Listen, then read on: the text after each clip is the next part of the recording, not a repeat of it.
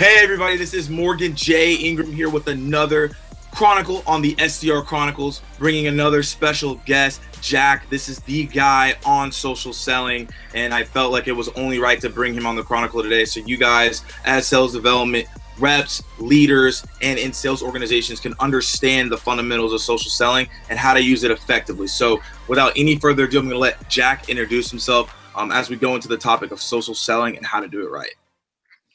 Yeah, man, I'm excited to be here. So it's really cool what you've kind of built here. So I am a 13-year sales practitioner, still always a sales practitioner, till the day I die. But I currently am running the U.S. division of a global agency where I am partners with a guy named Jason Sibley, and we are working to change the way that people sell, right? And that's not to say that we don't want you to not use the phone or not use email. We actually want you to be on the phone more, using email more, just using it more effectively. So we essentially help mid-market enterprise companies integrate social into their traditional sales process. And that's me as a whole, man. Awesome. Well, let's go into the first question. I know a lot of people have different definitions and different things that they say. What is social selling to you? So, I like the term sales innovation better. But Yeah. So social selling is, essentially creating new channels to have conversations on with your buyer where they live, right? And using social as another step in the sales process to communicate with your buyers, but not only just to communicate with your buyers, to become an advocate and do what I like to call value touches, because sales is a very selfish thing, right? We are always asking for something we don't deserve in most cases, right? Because I'm not sold that your product is so good and it's so different that that it's so valuable you got to call somebody, because people just don't believe that anymore, right? I mean, there's so many technologies and so forth that compete. They can go online and do their own research. They don't need you to call them to give them the same 30-second elevator pitch that they hear over and over and over again. So Right. We've got to find new ways to proactively get visible, get valuable, and connected to our buyers 6 months before they know they're ready to buy. But on top of that, we've got to figure out, once we get them in the sales process, how do we keep them engaged and actually do it with value versus ask. Now, I know we're going to be talking about the SDR piece of this, so we'll keep on the front end of it. I won't talk about the actual sales process and so forth. We'll talk about the proactive aspect of this, right? Right. So as you do that proactive approach, how are you doing that, right? Is it, hey, I'm on Twitter and I'm just following people and I'm just liking all their posts? Am I on LinkedIn sharing and adding context? Am I in the comment section? Am I doing in-mails? How does that process look for an SDR who's like, what in the world do I do? Well, I think the struggle for SDRs is how is everything set up, right? So in most cases, in most scenarios, SDRs are new. They're not given a lot of training, and they're given a telephone and a dialer, and they're said, set X amount of appointments, which is a struggle, because if you are an SDR in that type of environment, you're not really given the leeway in a lot of times the tools and the training that you need to understand how social selling actually works, or how social fits into the process of setting an appointment, right? Now, depending on and I kind of want to put some context around this, because I know that there's different SDRs in different positions, right? So yeah. Now, if you're selling a very low dollar size to a very laggard traditional market, the whole cold calling and the spray and pray, that's probably somewhat of a strategy that might work, right? So I don't want to take that away from different industries. But what I will tell you is that if you're in the longer sales cycle type of SDR position, and you're in one that, there's a big ticket size, but on top of that, it takes a long time to get to the right people in a buying committee, right? Because I think the struggle with SDRs today is anybody can set an appointment, but very few can set an appointment with somebody that can make a decision. Right, and actually accelerate the process. And a lot of times that's because of education, right? SDRs aren't given what a buyer persona is, right? Until they've been yelled at by a salesperson that they've set the appointment for 100 times that says, dude, this ain't right. These people suck, right? Like they can't buy, right? Quit wasting my time. So understanding the first part of social selling or sales and business development, in my opinion, in the first place is challenge your leadership to put you on sales demos, right? At the most basic level. Challenge your sales leadership to give you a list of who's our target buyer. Who do I need to get you on the phone with in sales, right? If as your sales rep. Understanding the basics of who your buyer is and what's important to them is the most vital part to any SDR position. Now, how does social play into that? Well, the best part about social is that when you're dialing and smiling, right, you can be tweeting and you can be reading and you can be sharing on content on LinkedIn. You can be doing a ton of things at the same time as you've got your headset on, right? So yeah, if you're in the traditional mindset organization of most SDRs, right? Dial, dial, dial till you're blue in the face, right? Dial 100, one picks up. Well, you need to proactively be understanding who your buyer is. And while you're doing your dialing and smiling to meet your metrics, you need to be going and getting visible, valuable, and connected to your buyers, right? On social or proactively, because a lot of these people aren't going to pick up the phone. We know that, right? The numbers game will tell us that if we're just relying strictly on the phone, we're in big trouble, right? We're probably not going to hit a number if we have to dial 100 times to get 2 people on the phone. So if we know who our list of people are that we're dialing, we need to not only just go figure out how we can get visible, valuable, and connect to them, we need to figure out who else in the buying party can we get visible, valuable, and connected with, right? Because of the SDR position, you're given leads, and most SDRs, you're only focused on that one lead or that one person that filled out the ebook, that one person that did this or that. But the problem is that a lot of times those people aren't even the people that can make the decision. So you've got to understand how to look at your data, look at your prospecting list, and say, I need to know the tools, which is LinkedIn Sales Navigator. I'm going to give you the bread and butter here.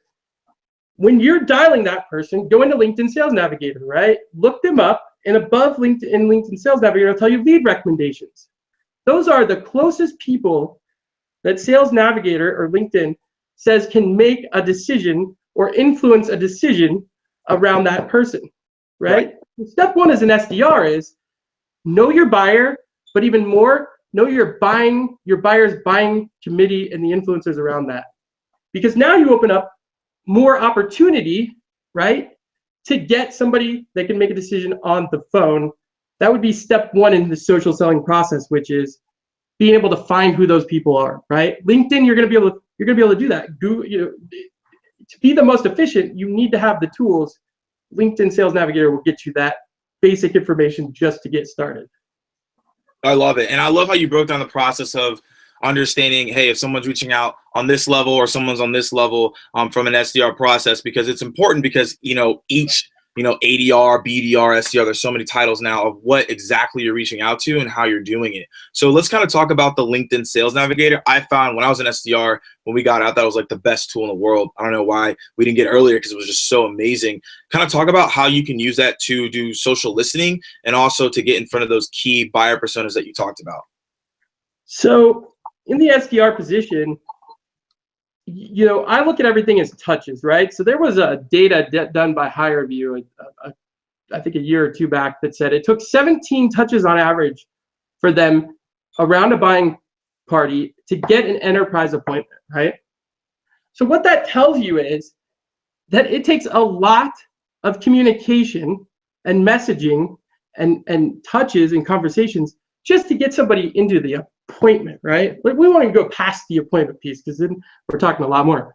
So as an SDR, you've got to think to yourself, if I call, email,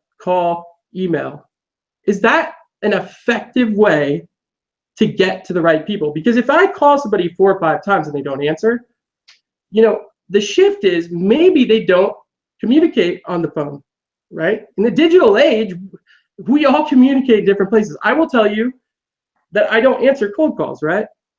Except for when you called me the other night, which is random, but yeah. So, but in most cases, I will never answer a number that I don't know what it is, right? But if you texted me, right, with the right message and you did the right things on social and you got connected to me on LinkedIn, said, hey, Jack, I've been trying to get a hold of you. I think you've got something you might be interested in. I will answer text. That's my communication. I love text and I love Facebook Messenger, right, as a buyer. Now, other mediums, right, some people, you can get to them with one tweet. You can get to some presidents of Fortune 500 companies by sending a tweet, right? You can get to, other vice presidents of companies through LinkedIn, through a direct message. You have to determine, and the data will tell you this, right? If you use LinkedIn Sales Navigator, you can actually determine how many of my buyers are on LinkedIn and how many of them can I get to. At the most basic level, use the tool for that. The second piece to that is save everybody as a lead. When you are working an account and you're trying to get into an account, right? Mm-hmm. When you go to the lead recommendation, the cool thing about LinkedIn Sales Navigator is you can save those as leads. So you can actually save an account and you can save 5 influencers or decision makers in that account that you want to get in the conversation with. And you can segment out that conversation into a custom feed.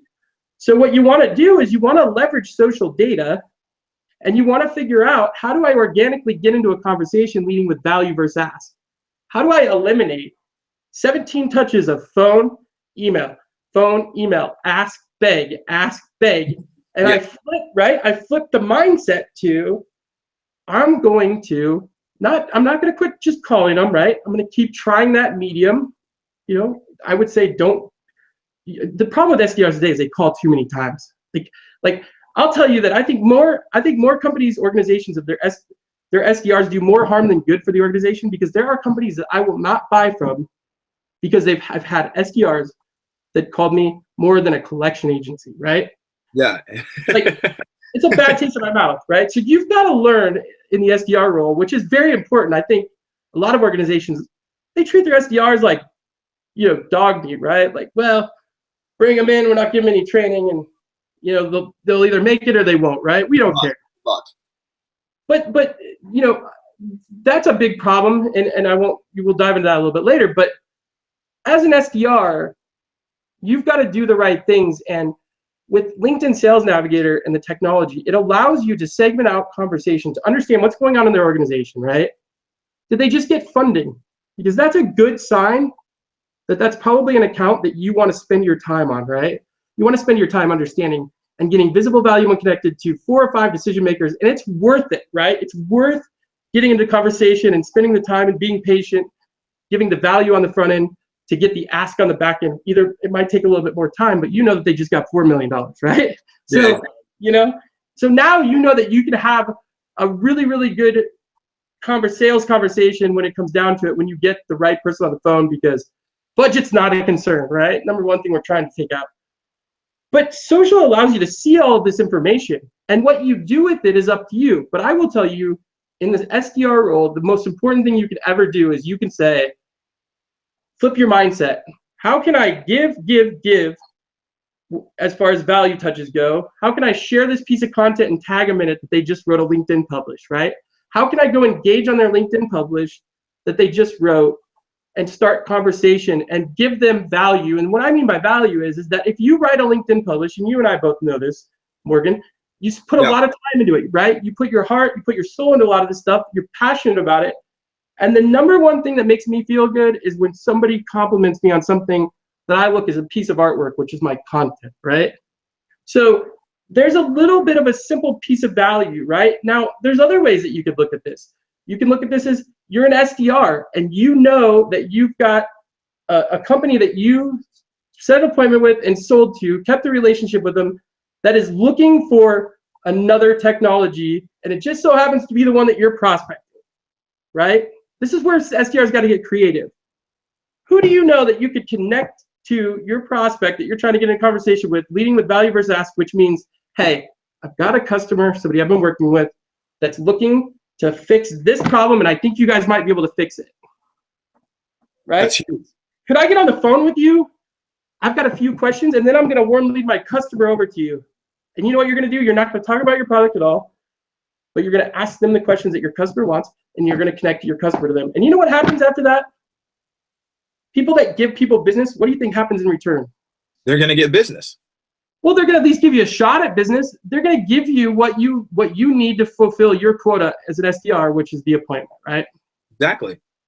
So thinking about traditional selling is dead, right?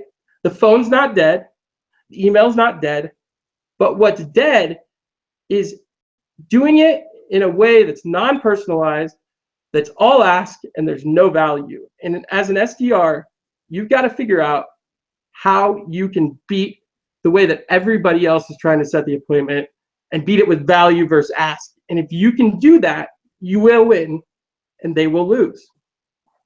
I love it. And let's kind of dive more into that process, because this is another question that a lot of people have, and I feel like you're going to be able to decipher this the best. When you're giving value, is that you're giving value and you're not asking at all? And then also, if you want to give value, but you feel like you can't create content and you're like, that's too much, what advice would you have for SDRs that want to do that? So this is where a lot of salespeople don't understand content curation. Curating other people's content that's valuable enough over time creates conversation. So if you're an SDR, at the most basic level, you should think about the day as you're reading content that you know could be valuable to a prospect, right? As you're getting visible, valuable, and connected to people proactively before they even know that you're going to call and ask for an appointment, right? You have to use content as the driver of that, right? Really good quality content over time creates what I call social value. When you can create social value is when you can create conversations, right, with the right people. The right content creates the right value that attracts the right people. So as an SDR, you should be spending your day reading about your industry, right? I would hope that when you're on the phone and it's ringing, your dialer's going, that you're reading, you are on top, that you have a Feedly, right? Feedly.com. If I'm a SDR right now, I would go out and buy Feedly.com subscription. It's free to sign up. I think it's $4.99 a month. You can aggregate content in there, put in your medium, whatever let's say you sell digital technology, right? I don't care what it is. Automobile digital technology. You can put that into Feedly. What Feedly will do is it'll pull up all the major channels that are the influencers or the thought leaders of the content in that space. You can aggregate all of that into one little hub, and throughout the day, as this new content feeds in, it goes into your hub and you can read what's going on, because you know what? There's nothing more valuable when you get on a call than being able to tell somebody, especially if you're a millennial, that's a business owner, something they don't know that makes you look like the expert, right? SDRs, I think the number one thing is they always want to sell. But if you educate yourself well enough about your industry and you know what everybody else doesn't know, and that what a business owner would pay to know because they don't have the time to do that, if you can be the portrayer of that information, you can get on the phone and say, hey, you know what? I wanted to reach out, been trying to get a hold of you. You know, did you know that in 2018, that your industry is supposed to drop 20%? People are going to invest 20% less into what you have to offer. And guess what's going to replace it? If you're a business owner, where do you go? I go, what? Tell me. No, I need to know. Right? So you've got to use learning and education and information as your lead-in this day and age, right? Especially if you're going to be on the phone. Understand your buyer's industry better than they understand it. And you know how you do that? It's not because you're going to get 20 years of experience like they have. You're going to get it because you are going to know everything that's happening before everybody else knows it's happening. And that is what you're going to use as your conversation starter. And whether that's, from social, social is the touch points and the value touches on how you can create that conversation to get it offline. Right. But information is what you should be leveraging from social every single day to strengthen the conversation and to have a conversation with a buyer that they would go, wow, nobody else has ever given me anything like this before. I love it. I think there's tons of value in here so far that, a lot of SDRs will be super pumped up to utilize and use. But the real question is, why aren't more people doing this, right? Why are more SDRs not doing this? Why is management not leading this? Is it, where's the disconnect here? Numbers game, right? So traditionally sales, until the last couple of years, right, the major shift in digital and the way people are buying and the way people are reacting and communicating, that's a major piece, right? Like the traditional mindset is still happening in 70% of organizations. If we dial enough numbers, we will get enough conversations. Well, I think that whole adage is gone, right? I don't think people aren't getting the dials and the connections that they used to get, but B, they're not getting to the right people, right? They're not thinking about decision makers, especially in the bigger deal sizes. They're not thinking about who they need to be having that conversation with and how they need to be getting into that conversation. They don't know enough about the buyer. In most cases, from an SDR position, they don't even know their product, right? How many SDRs could you ask a question to? They go, I don't know that, man. I'll set an appointment. So you're telling me that I got to talk to a salesperson to get some of the most basic information out of you of what your true value is, because what SDRs are trained to do is this is why I think there's a big disconnect from what you're talking about. They're trained. They have trained pain. They sell the trained pain, right? They go into their 2 days of training and they go, well, your buyer, they need ROI. They need to save time. We save time, we give ROI, right? And you go, well, our technology, we just implement it with X, Y, and Z company, and they got saved 25 hours in the first week, and they got a 10% return. And you go, okay, cool. That has nothing to do with us, right? Yes, that has nothing to do with my business. That company's not in a lot of times, that company, that's not even our industry. Well, okay, well, so why don't you tell me about how you guys are helping healthcare industries? What's the value there? And the SDR goes, because the number one thing that's wrong with the SDR position is leadership, coaching, training, really caring about the SDR. Because, typically what happens is a low-paying job, right? It's a spray and pray type of job. And most companies just want you to come, they want you to get in, they want to get you on the phone as fast as they can because they need more appointments for their sales team, right? But I don't believe that that's the way that you run your SDR role. I think you bring in SDRs and you really hire smart and you're patient, you train, you get them to understand the product, you make them spend a couple days with your customers, understand what their day looks like, right? What are the pains they go through that don't have anything to do with your product? And when an SDR can understand the different communication tools that they have, right? And they're given the leeway to use those, right? Especially the bigger accounts. Hey, we need you to dial. You gotta have a certain amount of dials, but you gotta have a certain amount of other touches, right? So you need your sales touches and you need a certain amount of value touches. Well, there's no value in the SDR position. Nobody's taught value. They're only taught ask. And until that changes, and SDRs are looked at as a long-term, solution to a big problem of revenue, you're going to get the same results, right? Turn and burn, piss off buyers, set appointments that don't stick, tons of crap in the Salesforce pipeline. It's not going to close. A bunch of mad sales reps because they're getting all these appointments and wasting their time. It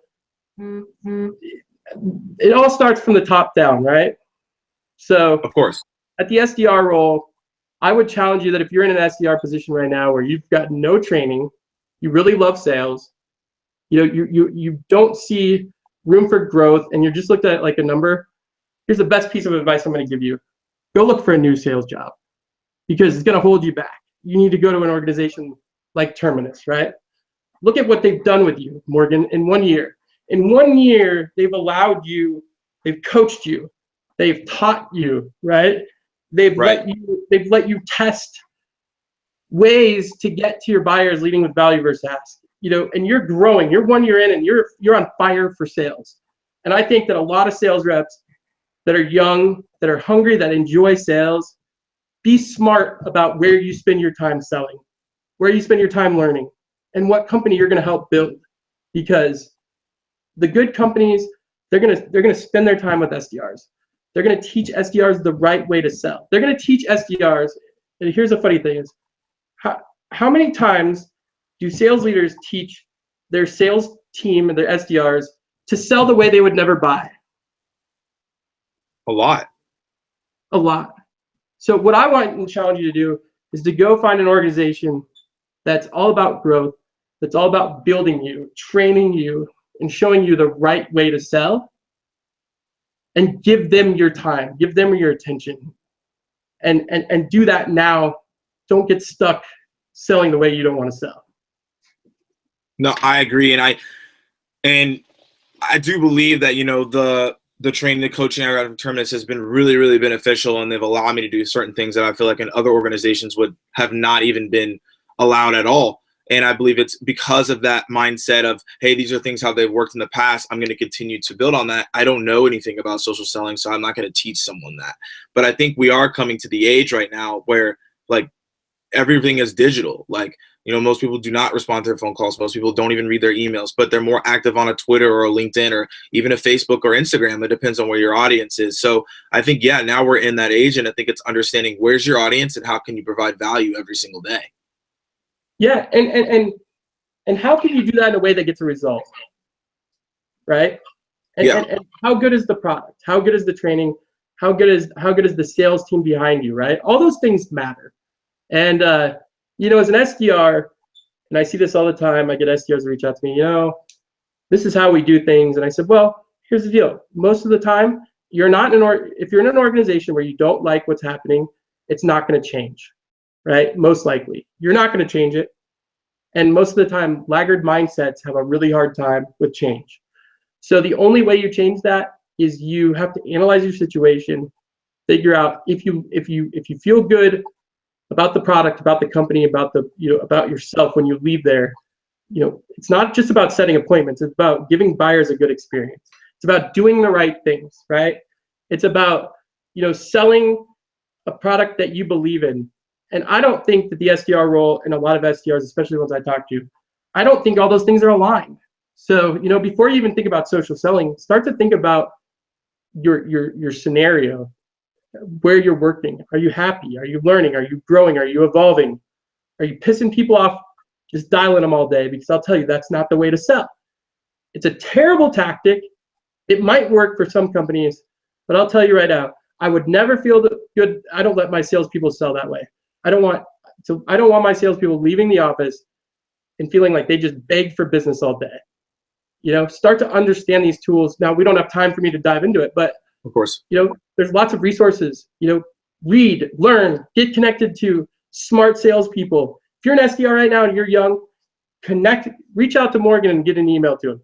Ask him to get 10 minutes of his time. Send me an email. Ask to get 10 minutes of my time, right? Get around really smart salespeople. Get around salespeople that are doing good things, that understand these things, that are practitioners, that are, you know, leveraging the new tools to get results. That's how you'll get better, right? Because most organizations aren't going to be able to give that to you because they're not even there yet. So you've got to take it on your own as well. You know, it's not all just up to your company to teach you these things. You know, get mentors. And, you know, SDR is a fun position because a good SDR is the start in the process to a really, really, really good VP of sales, right? So what you do now will determine how fast you get to VP of sales or if you get to VP of sales. Yeah, I love it. And I think it's, you know, I've talked about this on a couple of videos. The SDR position really sets you up for success for your career. If you can do it really well, then like you're going to be able to do a lot of positions really well because there is a lot of, you know, grind behind it. There's a lot of process. There's a lot of strategy. There's a lot of things that you have to do to bring value because, you know, every single day, like you're not the only person reaching out to that decision maker. There could probably be 100 people that is getting reached out to that person as well. So I think, yeah, it's super important to hone in on this position right now because it's only going to set you up for success. Because you have to know the resources, though, as you mentioned. If you don't have the right resources, then you will lose. Well, and I'll tell you this: I'm not against cold calling, right? Like cold calling in the form of, you know, calling and interrupting somebody's day. What I'm against is calling and interrupting somebody's day that you know nothing about. You don't know their business problem. You don't know. You know, it's a blind ask. Blind and blind. Yeah, a blind ask. And so I think there's a lot of disconnect with that. But I would say that, you know, at the SDR role, learn as much as you can, right? Dive in, you know, beat fear. Like fear is the number one thing a good SDR figures out, right? They understand that they're going to sell, they're going to do the right things, they're going to know the right information about their buyers, they're going to know, how to have a conversation that's not just ask, that's value. Pick up the phone, beat the fear of picking up the phone, right? Beat the fear of testing and innovating and communicating on different types of channels, right? Use video, DM, try something new today, right? Take a little video, DM, and somebody that won't pick up the phone that you want to get in a conversation with, take that video and DM it to them on Twitter, right? Try these new things as an SDR. Go outside of your box. Beat the fear of selling, because if you could beat it at the SDR position, you will have a really, really good career in sales. I love it. I love it. And, as we kind of dial down here, got one final question for you as you kind of talked about different things, but I want to see, what is the number one piece of advice that you have for SDRs that are starting out in a new role? I think I just said it, right? I think beat fear, right? Yeah. Like, try everything. Don't ever think that, I don't know about this. Like, if you think it might work, there's a 1% chance. Use personalization and commonality as the key driver to your motive of everything you do, right? Like make a rule.